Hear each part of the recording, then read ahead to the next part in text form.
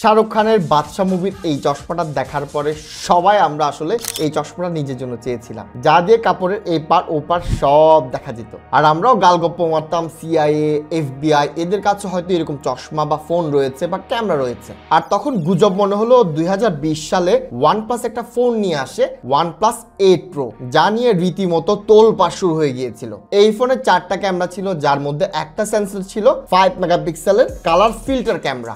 যখনই কোনো ইউজার ক্যামেরাতে গিয়ে ফটোক্রোম ফিল্টারটি চালু করতেন, মনে হতো ফোনের মাঝে কোনো জিনভূত ঢুকা পড়ছে। এই মুডটা ব্যবহার করে পাতলা প্লাস্টিকের ভেতরকার যন্ত্রপাতি স্পষ্ট দেখা যেত। ভয়ের ব্যাপারটা ছিল, কেউ যদি পাতলা কাপড়ও পরতো, তার কিন্তু ভিতরে সবকিছুই দেখাটা পসিবল ছিল। শুনতে কৃপি পোলাপানের জন্য এটা অনেক মজার জিনিস, কিন্তু ভাই এটা কিন্তু অনেক ভয়ঙ্কর। স্পেশালি আমাদের দেশের কাকুগুলা পাইলে না কাম সারছে।